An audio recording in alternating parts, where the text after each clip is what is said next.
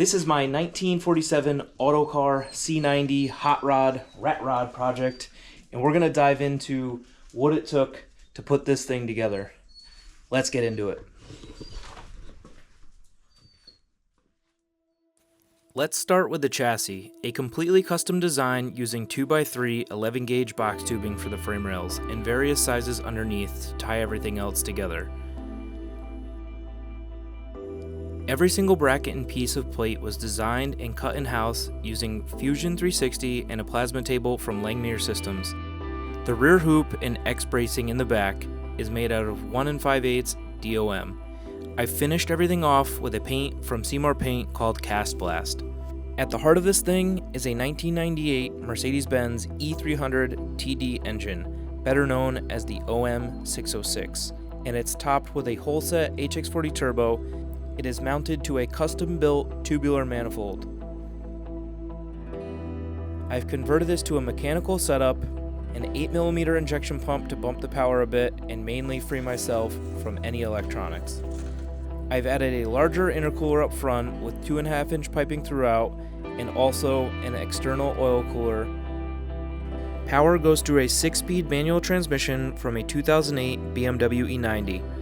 The bell housing had to be modified to fit the starter and accept the adapter plate from Diesel Pump UK. Suspension and steering. Up front, it is mainly Mustang 2 components. I'm using a manual steering rack, and I've modified the lower tubular control arms to accept street rod coilovers and a universal sway bar for adjustability. The rear is a triangulated 4-link setup with adjustable heim joints, and I've cantilevered it using Porsche 964 H&R coilovers.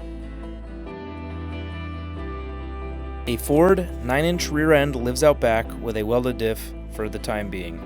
The axles had to be machined down and re-drilled to match the wheel bolt pattern.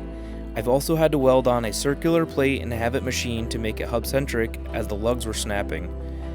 The front brake setup is now using 14-inch Chevy C6 rotors with C63 AMG 6-piston calipers on a knuckle from Classic Performance Products that takes a Corvette wheel bearing and bolts directly into Mustang 2 control arms. Out back, the rotors are from a Ford Ranger with 4-piston C63 AMG calipers. I'm using a Wilwood pedal assembly with dual 7/8 master cylinders, separate circuits for the front, rear, and clutch with remote reservoirs and no brake booster. Cooling has always been the biggest challenge. It now runs a Davies Craig electric water pump out back, and I've done away with the factory water pump and removed the thermostat. Aluminum hardlines run throughout a notch channel on both sides that were integrated into the frame to feed the rear-mounted radiator. Most of the system is converted to utilize AN fittings. The cab itself is a 1947 Autocar C90, which was originally a concrete truck from my hometown of Milford, Connecticut.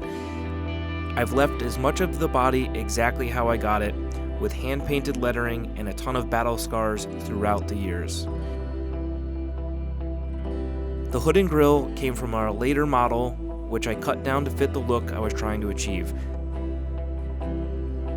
The visor is from a 40s truck, or at least that's what I was told. I've made a few brackets with dimpled eyes to mount it up to the cab. I've left the cab bare bones metal with practically no sound deadening other than the cloth from the seats, which I'm pretty sure are Recaro LXB. Gauges include boost, EGT, voltage, oil pressure, oil temperature, and coolant temp. Still missing fuel level, RPM, and speed. The steering wheel is out of a 1972 Mercedes-Benz W114 250 that I had years back.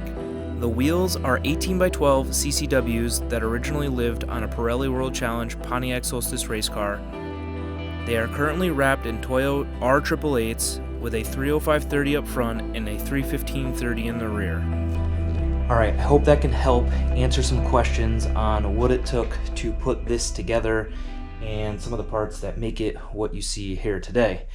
And while I may not be finished and it needs a lot of refining, I didn't build it for it to just sit in the garage and look at it. I built it to get out, travel, meet new people, see new places, have an experience, a story to tell, and ultimately carry on the legacy of truck number 10 here. And that's where my friends at Overcrest came in. They backed my 4,000 mile plus journey across the United States, starting right here, Milford, Connecticut, and to Chicago across Route 66 to Santa Monica, California. And that's what their foundation believes in. Experiences that you can absolutely not plan for. Mentorship, which can come in the form of strangers, obviously your friends and family, helping move you forward when shit hits the fan. And let's be real, when you have a project like this, it's inevitable. And lastly, recognition for those who show up to put in an effort and make sure that is seen. If any of this resonates with you, you should definitely check out what they have going on. I'll put a link here. And lastly, check out the documentary on this project. It dives into the history of this company and the cab, and then what I've done with it, and then the drive across the United States. If you have any other questions, please let me know. I'll be doing a bunch more content on this project as I continue to refine it. I will catch you on the next one. Later.